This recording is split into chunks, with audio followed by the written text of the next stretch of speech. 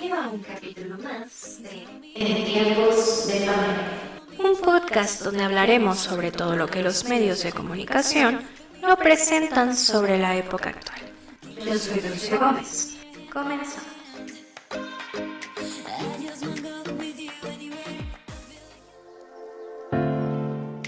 Capítulo 5. El duelo.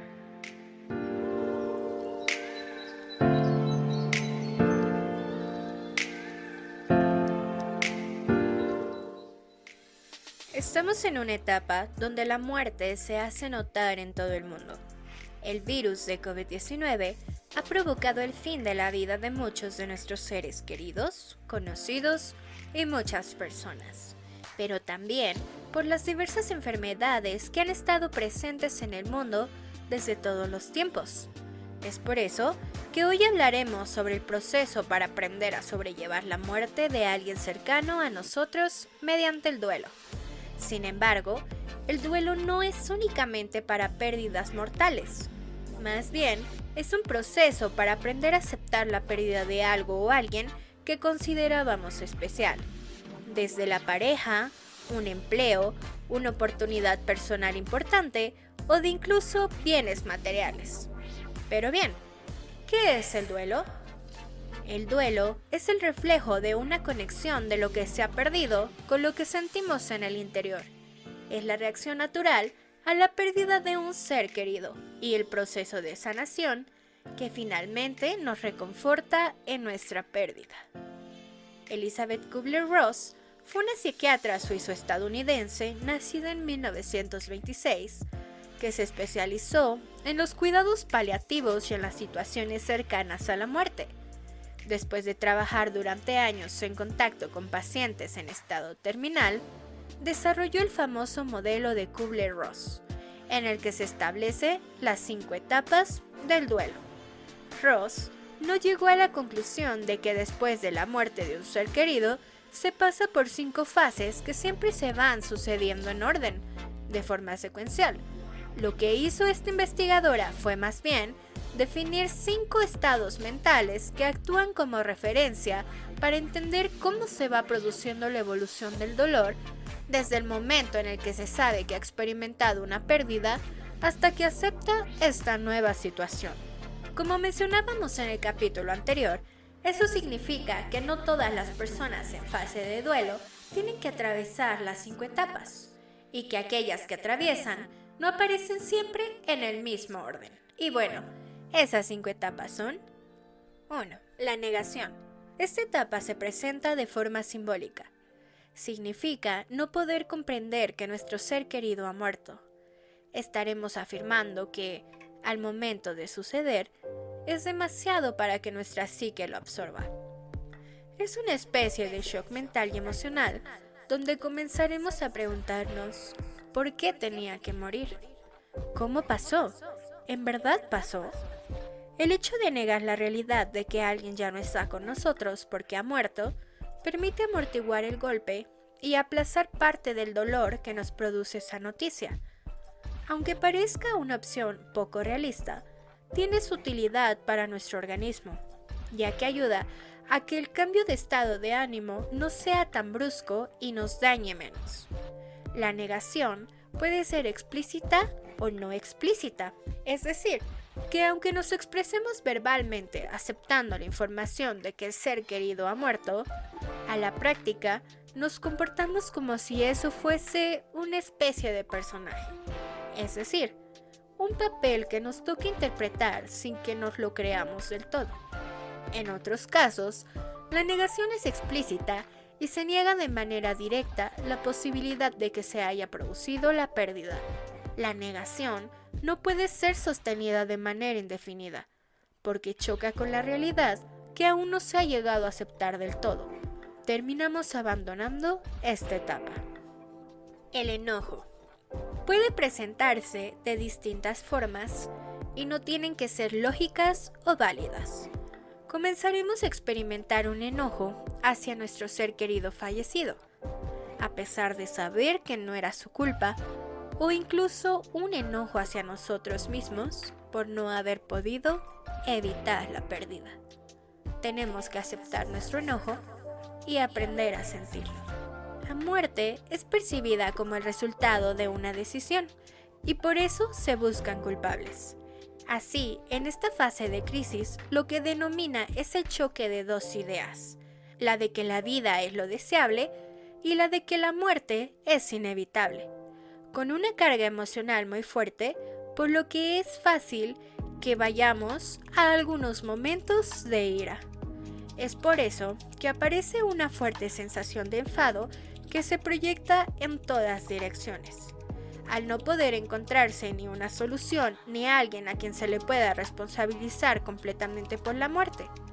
Aunque una parte de nosotros sepa que es injusto, la rabia se dirige contra personas que no tienen la culpa de nada, o incluso contra animales y objetos. 3. La negociación. Nos perdemos en un laberinto de declaraciones. Si tan solo... o ¿qué pasa si...? El si tan solo nos hace encontrar fallas en nosotros mismos y en lo que pensamos que podríamos haber hecho de manera diferente. Incluso podemos negociar con el dolor. Haríamos cualquier cosa para no sentir el dolor de esta pérdida. Permanecemos en el pasado tratando de negociar nuestra salida del duelo. En la negociación que puede producirse antes de que se produzca la muerte o después de esta, fantaseamos con la idea de revertir el proceso y buscamos estrategias para hacer que eso sea posible. Por ejemplo, es frecuente intentar negociar con entidades divinas o sobrenaturales para hacer que la muerte no se produzca a cambio de cambiar el estilo de vida y reformarse. Del mismo modo, el dolor es aliviado imaginando que hemos retrocedido en el tiempo y que no hay ninguna vida en peligro.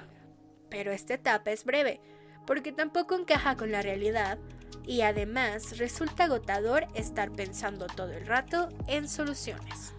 4. La depresión. Después de la negociación, nuestra atención se mueve directamente hacia el presente. El vacío se presenta a sí mismo y el duelo entra en nuestras vidas en un nivel más profundo de lo que nunca imaginamos. Esta etapa depresiva se siente como si durara para siempre. Es importante entender que esta depresión no es un signo de enfermedad mental, es la respuesta adecuada para una gran pérdida. Aquí aparece una fuerte tristeza que no se puede mitigar mediante excusas ni mediante la imaginación, y que nos lleva a entrar en una crisis existencial al considerar la irreversibilidad de la muerte y la falta de incentivos para seguir viviendo en una realidad en la que el ser querido ya no está. Es decir, que no solo hay que aprender a aceptar que la otra persona se ha ido, sino que además hay que empezar a vivir en una realidad que está definida por esa ausencia. En esta etapa es normal que nos aislemos más y que nos notemos más cansados, incapaces de concebir la idea de que vayamos a salir de ese estado de tristeza y melancolía. Y finalmente la aceptación. La aceptación a menudo se confunde con la noción de estar bien con lo que sucedió. Este no es el caso. La mayoría de las personas nunca se sienten bien acerca de la pérdida de un ser querido. Esta etapa consiste en aceptar la realidad de que nuestro ser querido se ha ido físicamente y esta realidad es la realidad permanente. Es en el momento en el que se aprende a seguir viviendo en un mundo en el que esa persona ya no está. Es necesario reorganizar activamente las propias ideas que conforman nuestro esquema mental. No es una etapa feliz en contraposición al resto de etapas del duelo, sino que al principio se caracteriza más bien por la falta de sentimientos intensos y por el cansancio. Poco a poco se va volviendo la capacidad de experimentar alegría y placer, y a partir de esa situación, las cosas suelen volver a la normalidad. Debemos recordar que la muerte no es algo que se supera, más bien es algo con lo que aprendemos a vivir.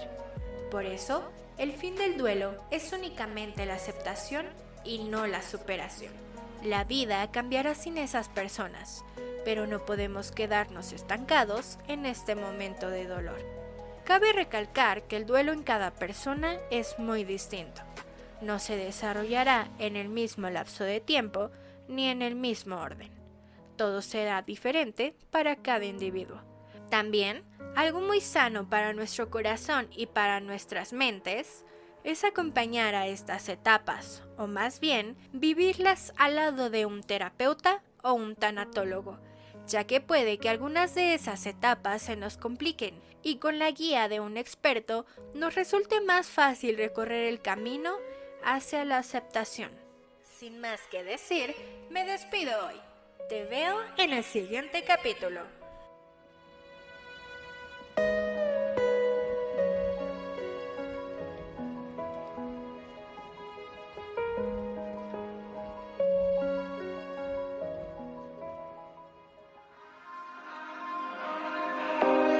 Esto fue En Tiempos de Pandemia.